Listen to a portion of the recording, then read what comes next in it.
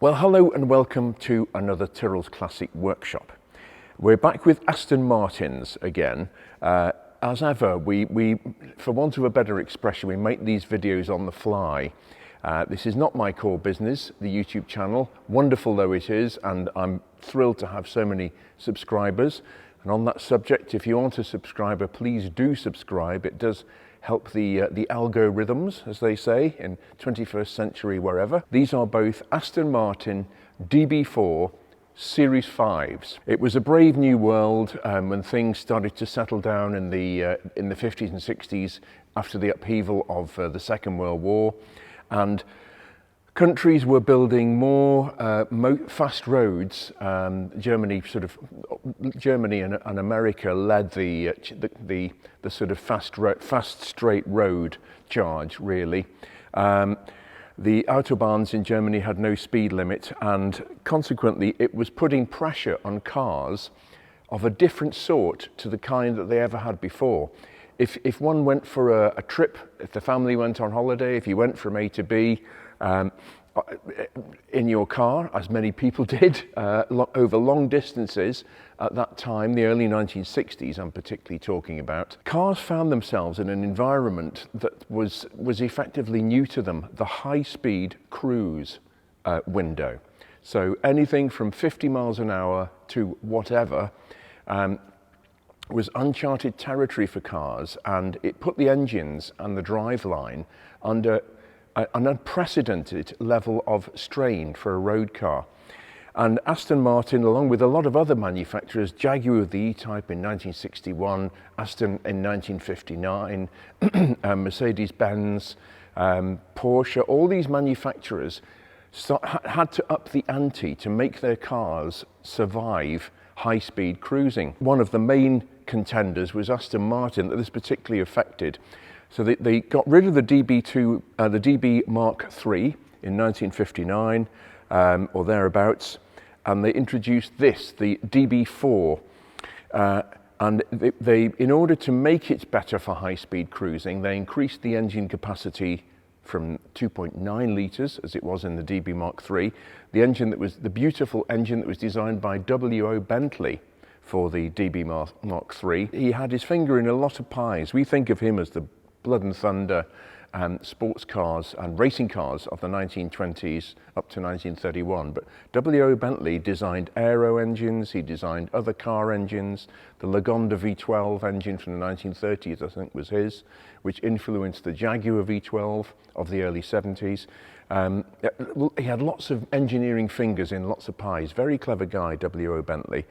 But anyway, his era with Aston Martin Lagonda came to an end, and Lagonda. They brought out the DB4 in 1959, and they very quickly came up against these problems relating to high-speed cruising, because people would buy their DB4s either in Britain or on the continent in mainland Europe, and they would take them on these fast roads, and the engines would blow up basically in one form or another. They'd overheat, they'd run the bearings and lose oil pressure. They'd throw a con rod out the side of the block, delete as appropriate on your list of engine failures. But fail they did. The early cars were with a certain air of retrospective inevitability called Series 1s. It's like E-Types, it's like anything. Once you get past the first iteration of a car, it becomes a Series 1, because the Series 2s come along, and 3, 4, 5, whatever. So the Series 1s all went back to Aston Martin, not at the same time, different occasions, or most of them, apart from the ones that tootled around the A roads of the UK, which was far less demanding on the mechanicals. And Aston Martin came up with two solutions. They lowered the depth of the oil sump under the engine to increase the oil capacity to help with the oil cooling, so that more oil led to just greater volume, which meant it could actually run with the slipstream of the air underneath the sump. It could actually keep it cooler and hence a bit thicker. And secondly, they altered the bearing specifications inside the engine. And those two things meant that somebody could buy a DB4 and within reason cruise at 125, 130 miles an hour for hours on end, and the engine would actually last the course. This may sound a bit weak on Aston Martin's part. I want to stress it's not. A lot of manufacturers went through this pain, actually.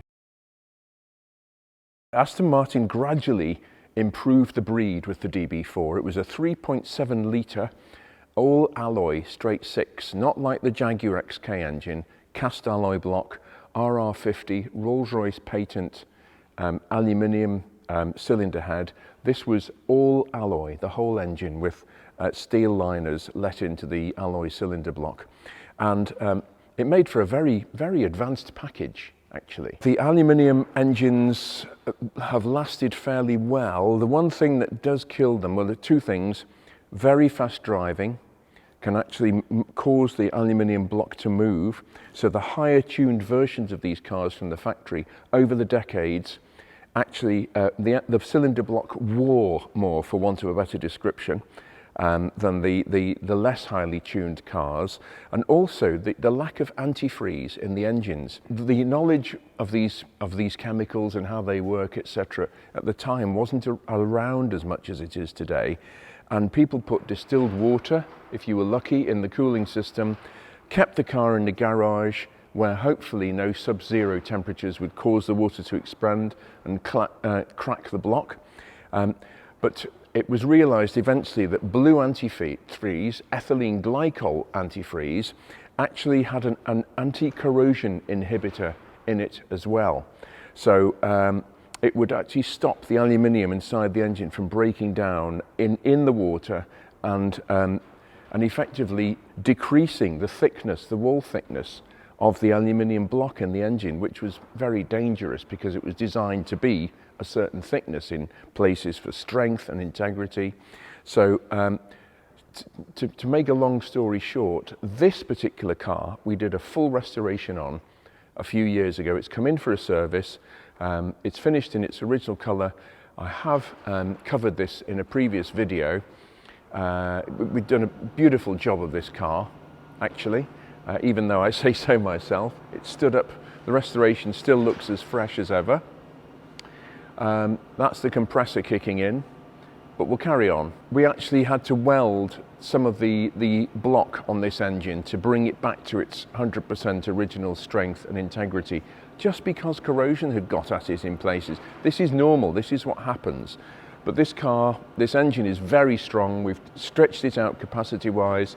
We've upgraded it with modifications, etc. And it goes like the wind, this car. In fact, the owner's stipulation was that he wanted it to go, and go it does.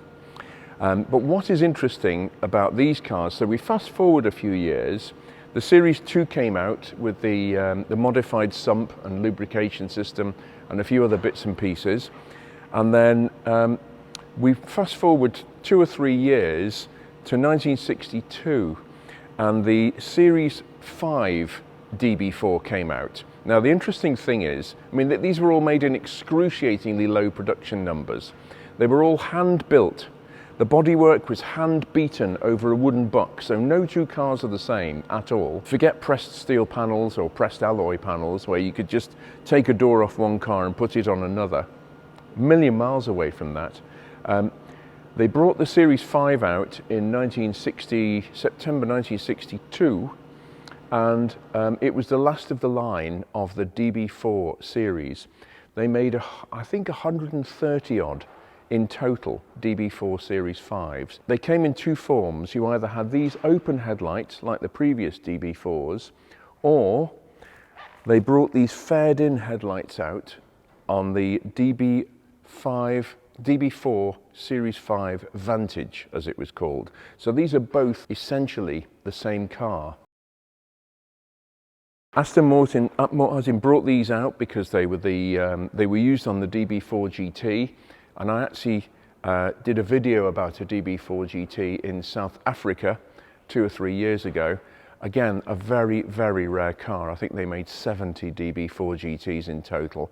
That's a step up from these even. That's got a twin spark plug cylinder head with 3 Weber carburetors. That was a serious bit of kit in its day. Peter Sellers had one. Lots of famous people had and raced DB4 GTs.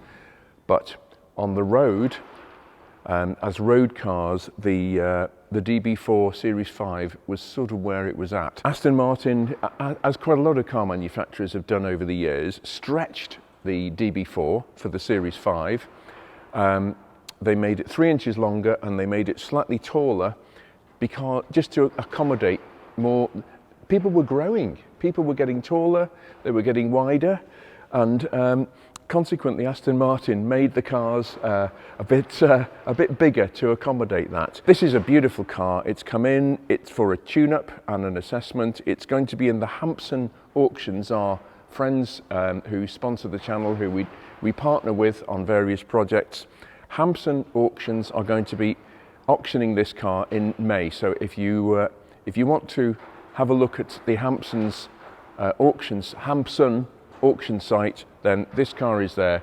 And it is a lovely car, this beautiful colour, stunning colour scheme. It's got these very unusual offset laced wire wheels, as they're called, which give more of a racing look. Just a very nice car. It's had a lot of money lavished on this, as this one did. But it's a nice privilege to have two of the same exact model in at the same time. The line between these and the DB5 is excruciatingly thin. This was the DB4 Series 5 was the last iteration of the DB4. The DB5 prototype came afterwards.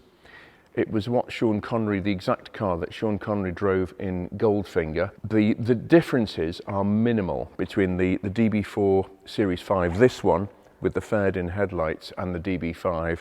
The DB5 had different gauges.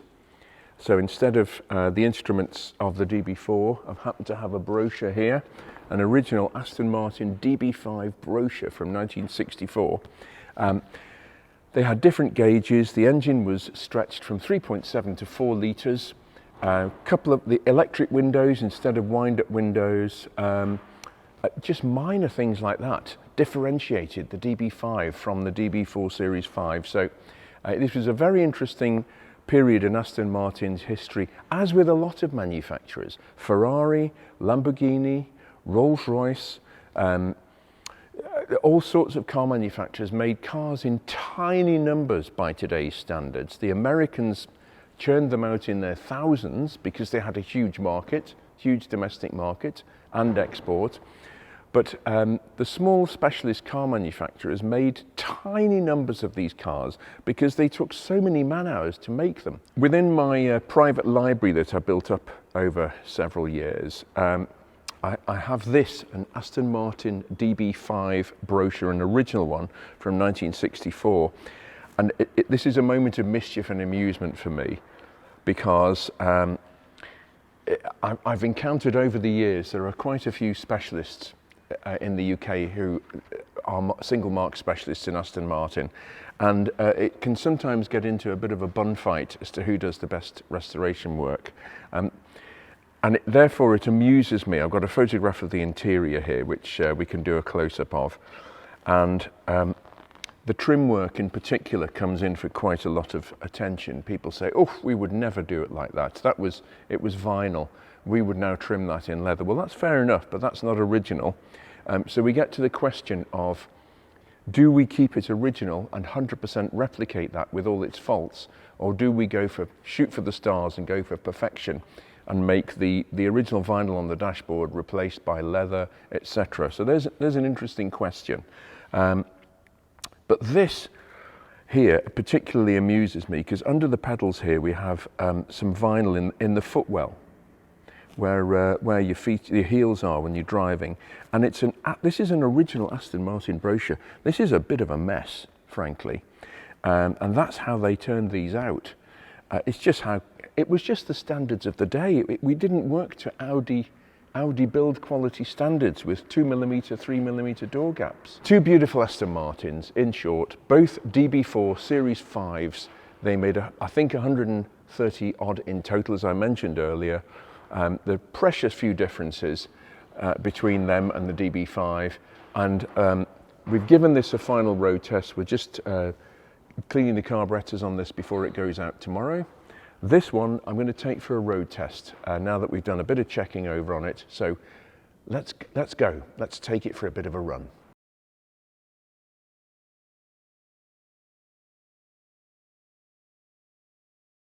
Do click on the link in the description for Hampson Auctions.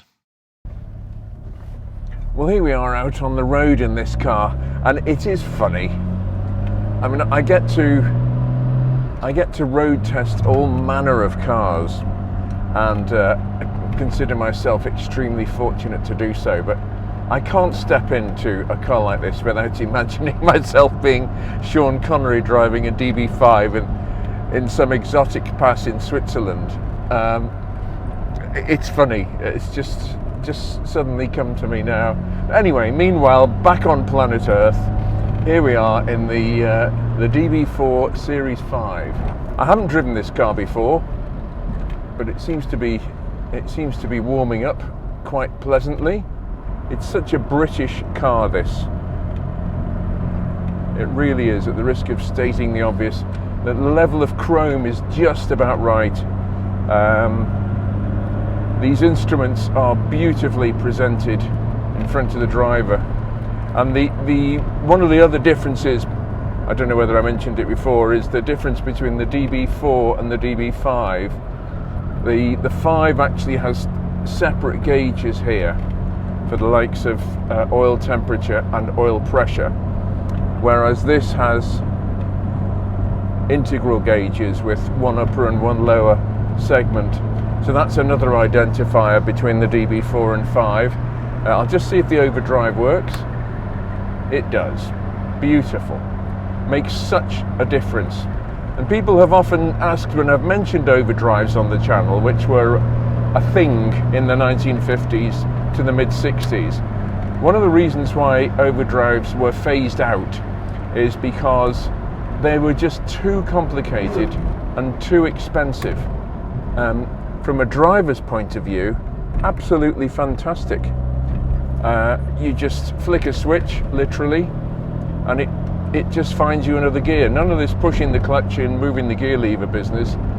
It couldn't be easier, but it's actually an electromagnetic solenoid that pulls the overdrive unit into operation behind the gearbox.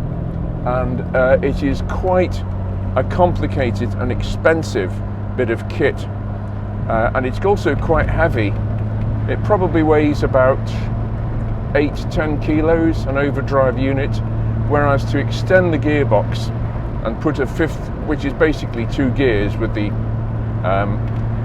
selector linkage, etc., it's a sort of a no-brainer, really. They just put a 5th gear gearbox manufacturers on the gearbox, and it was a cheap and easy way to give the same result as an overdrive unit. But overdrive units are wonderful things. People have asked me also the main difference between SU and Weber carburetors. They are completely different in design. There's effectively two designs of carburetor. One is called the moving jet, which is the SU type carburetor, where it's got a piston that moves up and down inside a unit, and that varies the size of a tapered needle in the middle of the venturi. And that's the simpler version.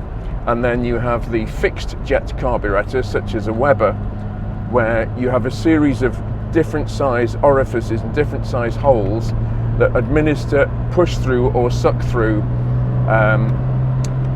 the fuel into the air intake. And one of the main difference, although the Weber is considered more, and it is more sporty, it doesn't provide as much resistance to airflow in the intake as the variable jet SUs. I'm covering a big subject in a few sentences here, but the Weber actually allows more air into the engine and is therefore built for power. But because it's constantly alternating between one jet and the other, you get effectively blind spots between the idle jet and the part load running jet. Whereas with an SU carburetor, because the needle is constantly tapered and constantly working no matter what the height of the piston, it means that the fueling is less compromised. It's always got the right amount of fuel for the right occasion if the profile of the needle, which is all important, is right. What does this mean in reality? It means that if you want your classic car to go very fast, then you choose a Weber carburetor.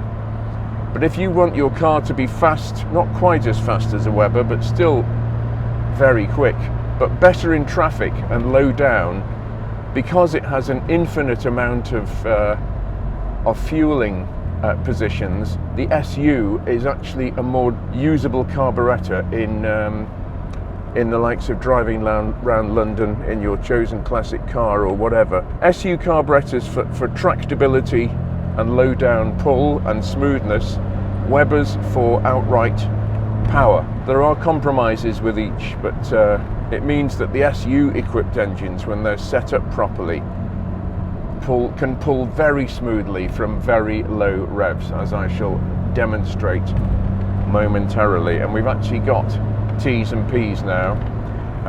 The funny thing is, the oil pressure on Aston Martins, like Lamborghini V12s, for some years, have very high oil pressures. Most cars, most British cars, American cars, Italian cars, run up to around about 60-70 pounds per square inch, something like that, oil pressure. Maybe a bit more, but these go up to 160 pounds per square inch, as does the Lamborghini V12s of this era and later.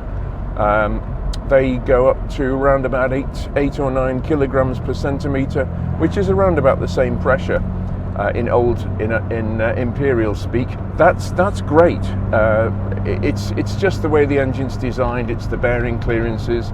It doesn't make them particularly better as such. I mean, an E-Type Jaguar, for example, an early one, is quite happy at 30 to 40 pounds per square inch, which is laughable really compared to 160.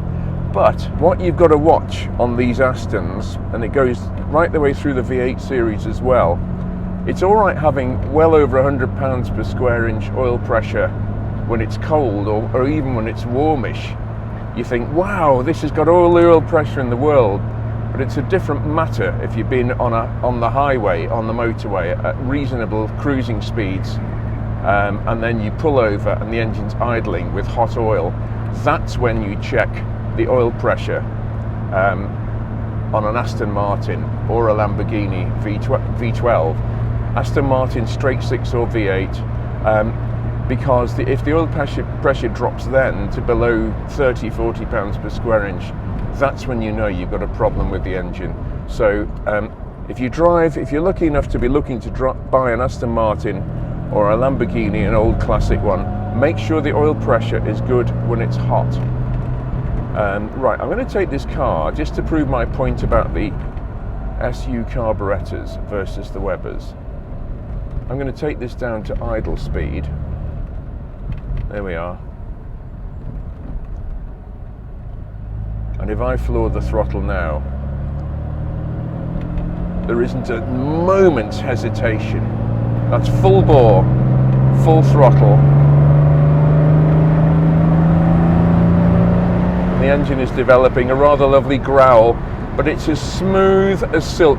You would never get that with a Weber carburetted engine. It would just never happen. I'm going to do that once more. That's just about idle speed again. Full throttle. And the engine is pulling away without any complaint whatsoever. That is what SU carburetors do best. The litmus test for a Ferrari engine, a road-going Ferrari engine of the 60s and 70s with Weber carburetors, is to take them down to about 1500 RPM, which is higher than we were there, and floor the throttle there. And if they pull reasonably well, that's okay. But that's the difference between Webers and SUs. SUs are very tractable, whereas Webers are not. But I'm going to turn around and then we'll just open this. It feels great, this car. Feels really lovely. Very much, every inch a DB4, which is not surprising. Yeah, see the oil pressure at the moment, The temperature is up to about 60, 70 degrees C, which is fine. The oil pressure is still at 1500 RPM. It's reading 80 pounds per square inch. If we had that in a Ferrari or something similar, Jaguar, Porsche even, we'd be worried that the oil pressure was too high. Porsche 911s of this era, the oil pressure goes up to about 6 bar, which is 90 pounds per square inch maximum, absolute maximum. Right, time to open the taps and let this car do its thing. Oh yes, what a roar!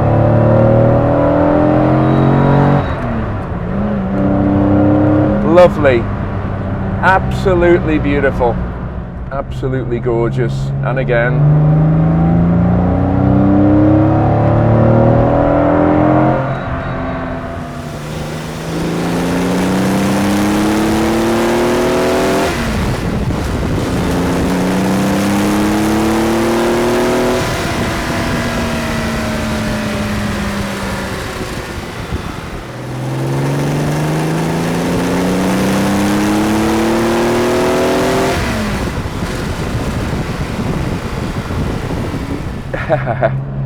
It certainly booms through the cabin, that exhaust. Aston Martin, through the life of the DB4, made 2 or 3 different modifications to the exhaust system. The very first exhaust systems on the Series 1 and 2s had 2 silencers only, 1 per 3 cylinders of the engine, and boy were they boomy inside the cabin. They sounded like a racing car. This is the toned down version, would you believe, for the Series 5. It's still loud.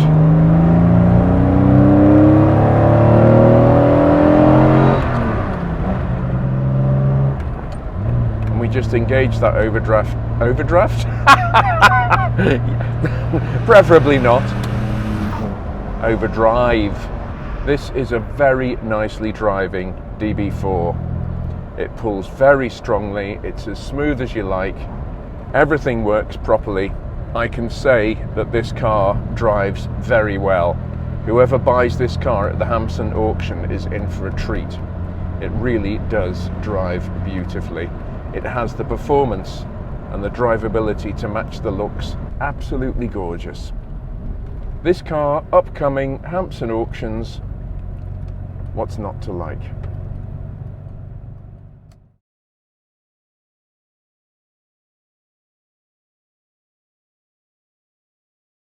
Do click on the link in the description for Hampson auctions.